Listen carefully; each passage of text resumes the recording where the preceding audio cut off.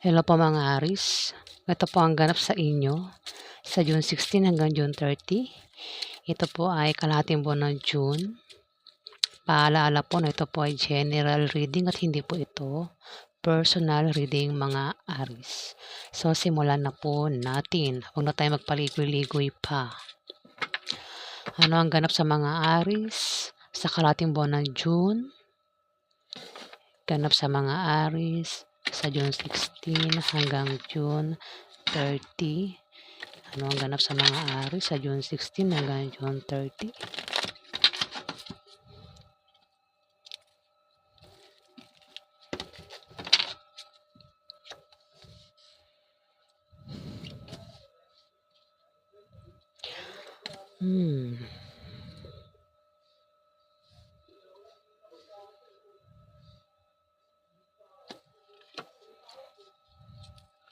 Aris, meron ka bang kilalang Capricorn, Virgo, Taurus, babae?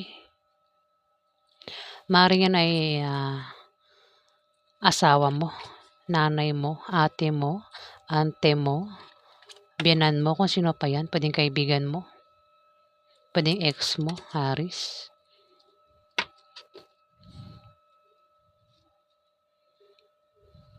Ito, Capricorn na babae. Capricorn, kung hindi yan Capricorn, ito ay Virgo o Taurus. Virgo o Taurus na babae, Aris. Maaaring magkaroon ng away sa inyo sa kalahating buwan ng June, sa June 16 to June 30. At maaari kayong magkahiwalay, Aris. At dito, bababa ang iyong moral at mangangailangan ka ng moral support, Aris. At pinag-iingat ka ng card sa aksidente na pwedeng mangyari sa iyo. At mag-ingat ka rin sa sakit dahil maaari kang magkasakit, Aris. Huwag ka din gumawa ng masama sa iba para hindi ka malasin. Maaaring ito ang tinutukoy, Aris, itong Capricorn, Virgo, Taurus na ito. Maaaring isang Capricorn, Virgo, Taurus na babae ang tinutukoy na maaaring bumaba ang kanyang moral dahil maaaring magkaroon ng away sa inyo, maaaring awayin ka niyan, Aris, sa kalahating buwan ng June. At itong babaeng Capricorn, Virgo, Taurus na ito ay pinag-iingat sa sakit dahil maaari siya magkasakit. At kung ito ay gagawa ng masama sa iyo, Aris, ito ay mamalasin. Itong Capricorn, Virgo, Taurus na ito, Aris. Dito, kung magka-problema ka, Aris,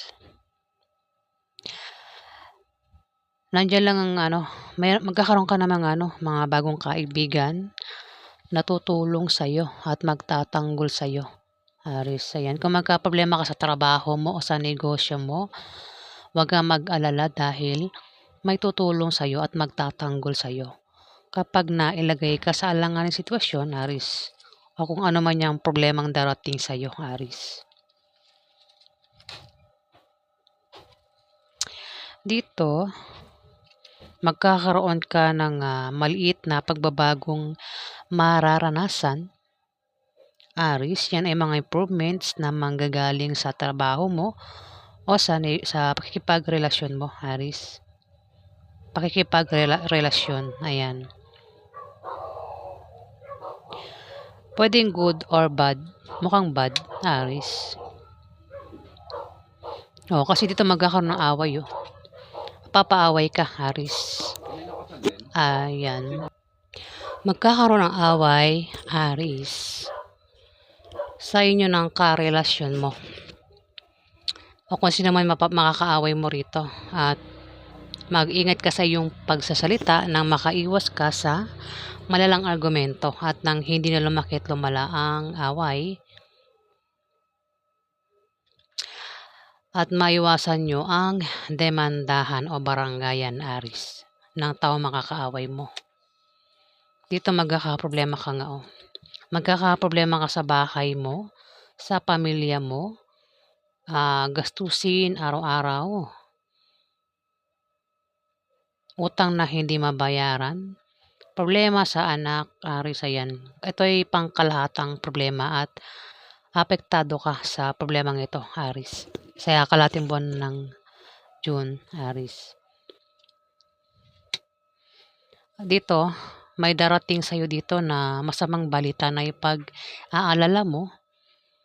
Ayan, Ten of Spades. Ito ay masamang balita na darating sa'yo, Aris. Hindi ko alam kung anong masamang balita yan. Pero sabi nga, masamang balita ang paparating sa June 16 to June 30. Ayan. Dito, may tao dito ang nagbabalak mag-resign kung ito ay may trabaho o kung ito ay walang trabaho, Aris, ito ay nagbabalak mag-apply ng trabaho. May trabaho man ito, wala. Ito ay nagbabalak mag-apply ng trabaho sa kalating buwan ng June at sa kanyang pagbabiyahe o sa kanyang pag-apply, may makikilala siya na bagong pag-ibig. Ayan, maaaring magpatibok sa kanya at maaaring ligawan niya. Ayan, kung single ka, may paparating na bagong love life dito, Aris. Ayan. Kung ikaw ang tinutukoy dito, ayan, Aris, maaaring mag-apply ka sa kalating buwan ng June at maaaring may makilala ka na isang Capricorn, Virgo, Taurus na bata sa'yo, babae o lalaki, Aris. Pero maaari din naman na siya ang tinutukoy na mag-a-apply sa kalating buwan ng June, Aris. Ito ay Capricorn, Virgo o Taurus, babae o lalaki. Kung kilala mo yan, ganyan. Kung kilala mo siya, Aris. So, yan po ang ganap sa inyo, Aris, sa kalating buwan ng June. Alamin pa natin. Ano pa yung ganap sa mga Aris sa June 16 hanggang June 30? Ano pa yung ganap sa mga Aris sa June 16 hanggang June 30?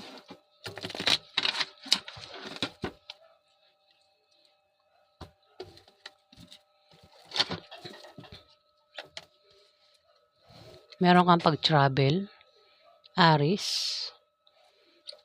May pag-travel ka. At mukhang magkakaproblema ka dahil may magbibigay sa'yo ng problema, Aris. May tao dito, Aris, ang meron kang karelasyon. Ang maaaring pagtaksilan ka o ikaw ito, Aris. Kung karelasyon mo yan, Aris, maaaring, mukhang ikaw, Aris. Tumapat ang tumapat, Aris Leo Sagittarius. O baka naman, kasi pwede mo rin i-reverse kung na bahala, makaresonate ito, hindi Kasi baka mamaya pag sinabi kong ikaw yan, tapos yung karelasyon mo pala yung gumawa niyan sa'yo, di ba? Ikaw nang bahala kung i-reverse mo o hindi, Aris. May pag-travel. May mag-travel dito, maaaring ikaw o yung karelasyon mo, Aris.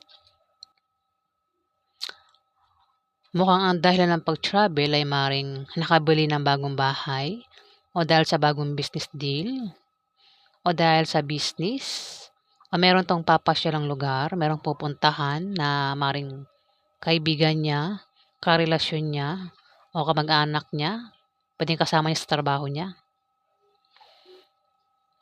Kung uutang ka sa loan, kung ikaw tinutukoy kung utang ka sa loan, ma-approve ang loan na yan, Aris. May pag-travel dito, Aris May pag-travel, pwedeng ikaw o yung karelasyon mo At magkakaproblema. Magkakaproblema dahil may magbibigay sa kanya ng problema sa pag-travel niya. Ayan. Ang problema ay itong karelasyon niya ay pagtataksilan siya. Yun yung problema. Meron siyang karelasyon na lolokohin siya, pagtataksilan siya. Maring yung karelasyon mo, Aris, o baka naman ikaw ang gumawa niyan sa karelasyon mo, Aris. Ayan, mayroong magtataksil dito sa karelasyon niya. At posible kayong magkahiwalay. Dito, isang taong may pabago-bago ng feelings. Maring mahal ka niya kapag nandyan ka, pero kapag malayo yan sa'yo, iba na mahal niya. Pabago-bago ng feelings, so hindi yan tapat. Maring meron niyang iba. O baka yan ay nagbabalak pa lang na pagtaksilan ka sa kalating buwan ng June, Aris. Ayan. Pwedeng ikaw ang tinutukoy o yung karelasyon mo, Aris. Ayan, magkakaroon ng away sa inyo. Away ito na patungkol sa pera. Patungkol sa pera. Pwede nga pag-awayan ay gastusin araw-araw o gastusin sa mga anak kung may anak kayo, Aris.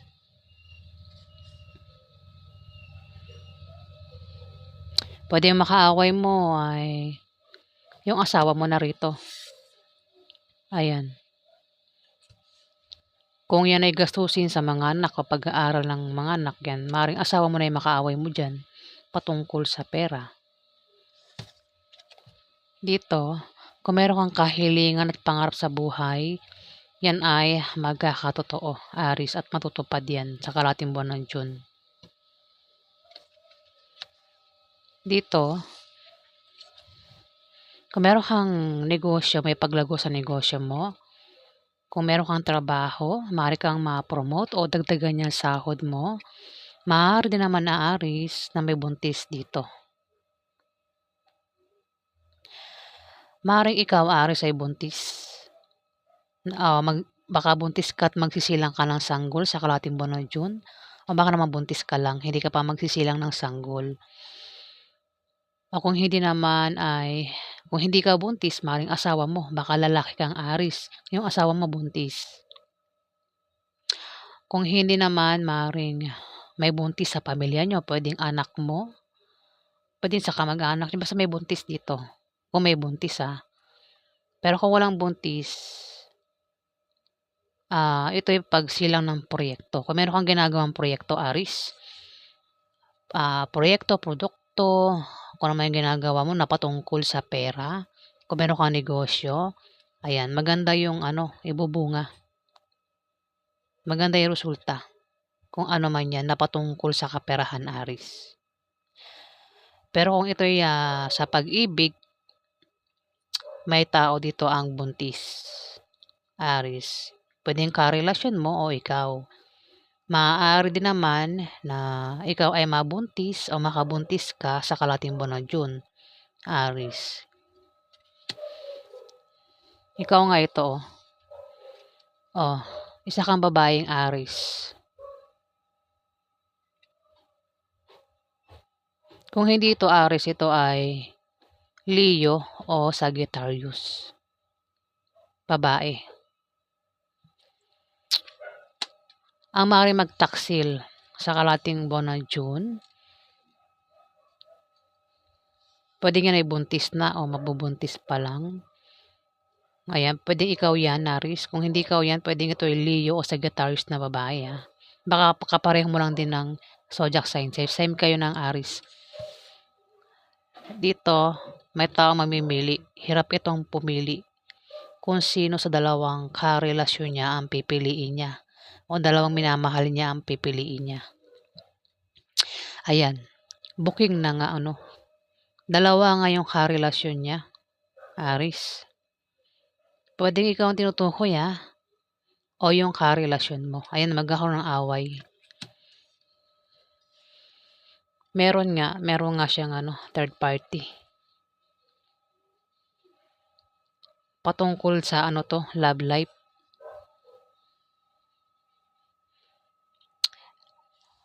Mukhang magkakaproblema ka sa love life.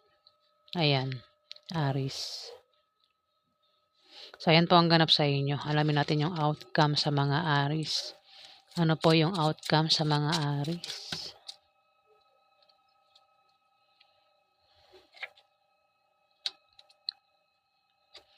Ano po yung outcome sa mga Aris sa June 16 hanggang June 30. Apat.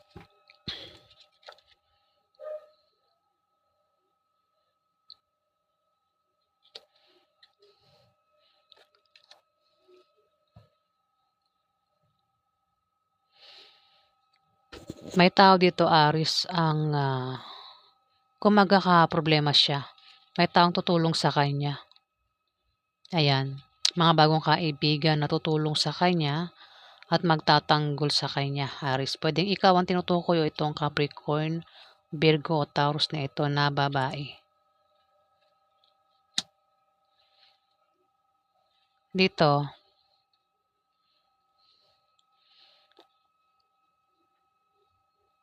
maaari makatanggap ka o itong pwedeng alin man sa inyong dalawa, teka, didigay ako.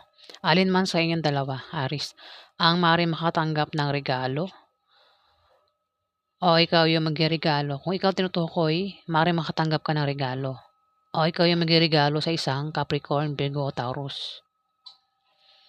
Maaari din na ikaw ay bisitahin ng kamag-anak mo o ng kaibigan mo o ng kasama mo sa trabaho mo. Pero pwede mong i-reverse, maaaring ikaw yung bumisita sa kanila. Maaari din naman na ikaw ay maimbitahan sa party o birthday party na ikasasaya mo sa kalating buwan ng June. Kung ano mang party yan, Aris. Kung sa inyo maganap yung party, maaaring ikaw yung mag-imbita sa kanila, Aris. Ayan.